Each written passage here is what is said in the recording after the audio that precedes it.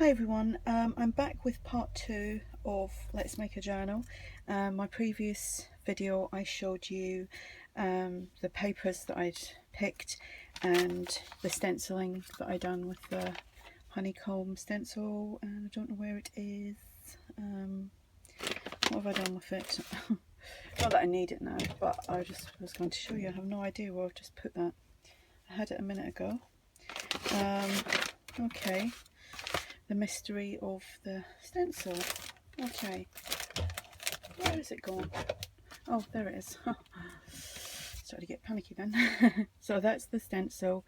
It's a Tim Holtz collection, and it's by stampersanonymous.com. It's the honeycomb, and as you can see I haven't cleaned it. I normally give them a little wipe, but I haven't done that yet. So that's what I used for the stenciling, and I've gone over like all the pages that have blanks. So I've decided with this one, and I've got a cardstock cover, and I've punched all the holes. Now I'll just do a quick demo on the holes. Now I don't punch through this. I think there's 22 pages, 21 pages here, folded in half. So what I do is I use my Tim Holtz ruler, and obviously it's got the center marking here. My papers measure, let's see, they're 7.5, so from the center it goes right up to the 3 3/4 here. So I normally use a pencil and I mark the center, then I go to 2 inches here and 2 inches there. That gives me even spaces at the top and in the middle's here. That makes any sense. I use this linen thread, and I buy that in bulk, which I need to buy some more because I do go through a lot of it. I get that on eBay. So I'm just going to trim off a length that I'm going to need to sew my signature in. Now I always use a little bit more than I need because I don't want to do it all and then discover that I haven't got enough. My needle, you can use whatever needle you like. This is, I do have thicker ones, but they kind of tear the pages. So this one here, I am not sure what size it is. So I'm going to feed that through, and I've got the camera in front of me, so I will kind of struggle a little bit. There we go. I'll just leave a little tail there. You know, if you've already covered your cover, or it's got any directional patterns to it, if you're sewing your signatures in, then bear that in mind when you're doing that. Make sure your papers are up the right way. These papers are very kind of pattern is like you can go both ways with it. So then I'm going to feed that through. Oh, when I do this, I do a few pages at a time and kind of hold it in. You can clip it and pierce through on your markings, and then take this one and grab another few and do it like that. That's just how I do it. People do it in many different ways, and if you've got smaller pages, I mark them separately so that they're all even. So it's just feeding it through. A lot of people have said that you know, they can't do the sewing in of the signature, and it's not really sewing. It's 3 holes, and you know, not a great deal of thread to do it with. You know, kids, so it's easier than doing you know, when you get a new pair of shoes, or that have got laces in them, or like trainers or whatever, and you've got to feed all the lace through. Now that's what I call boring, and ugh. This is just much easier. So I just kind of hold it like that, feeding them all through onto the needle. So that's me got them all. Then I'll take the the needle, put it through the cardstock, and just gently pull it through, because you can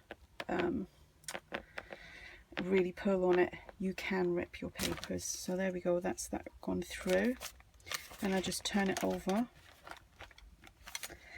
and feed it through there, and then feed it through the other hole.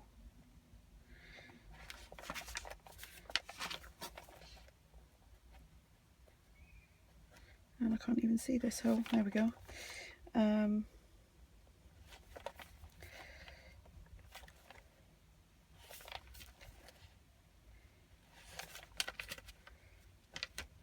Even when I do easy twine, like as a closure, I've still got a tendency sometimes to sew the signatures so that they're not moving around.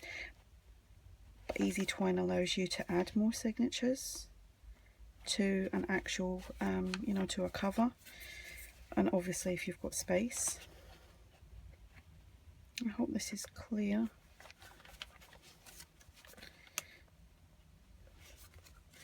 And nearly, there we go, through there, and then just pull it through. You can, you know, tease it through a little bit at a time if you wish. I've got sweaty hands. I've got a bit of a temperature. I've got a sore throat and a headache and a runny nose. So now you've got to feed it back through this center hole here, and just pay attention that you don't catch any of the fibers on there, because obviously when you're feeding it through you'll start pulling on that. I've done that many a time. So back through, and I won't be speeding any of the videos up. You'll see all this in real time and how long it takes when I'm doing certain things. And once I've done this video, it's getting a little bit tight here now. Once I've done this video, I'm going to do some stamping. But before I do my stamping, I'm going to work out in my journal where I want to put some pockets and tucks, etc., so that I don't stamp and then cover it all over, or only see part of the stamp if I put a pocket in there. I'm doing this a little bit cock-ended, but it's because the camera's in the way.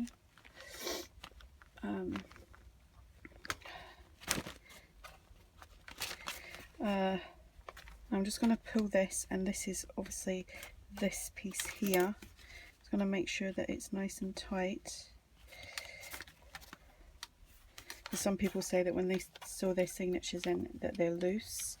It's all about pulling on this thread, which it doesn't want to do. Typical. Now I'm doing it on camera, and I know I'm holding the, there we go, and now I can feel that it's still, I normally do it so that it pulls slightly through on this, then I know I'm getting it tight. There we go. And then we just come back through here on the top one or the bottom one, or whichever way you started doing it.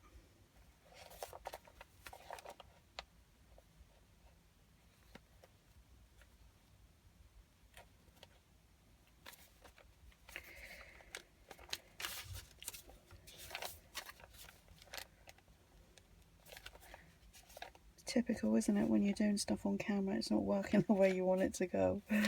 Right, here we go. There we go. Sometimes you're lucky and it kind of feeds through a few pages at a time, which is a bonus, because it is quite boring doing this, but it is such a, I find it a lot neater and more sturdier doing this, you know, the pamphlet stitch.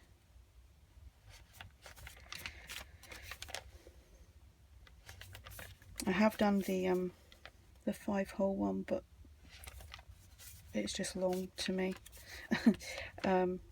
if you space it out evenly with the 3, then it's going to hold. And just remember to use like a good thread, like a linen thread or a wax linen thread, or even like a really good baker's twine. But the baker's twine, some of the baker's twine that I've had, alright, once that's come through, I'm just feeding it through. I didn't say that. Once I've got it here, I'm just going to feed it through there. Yeah, the baker's twine, some of the baker's twine I've had before, it's really thick, so it's not, I didn't find it like useful for this. Right, so I'm just making sure that this is all tight.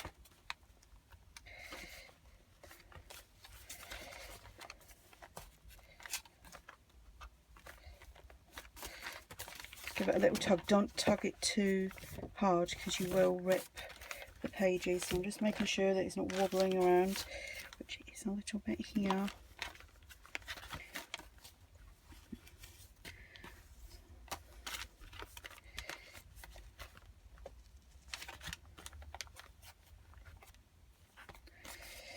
There we go. So to me, that's nice and tight.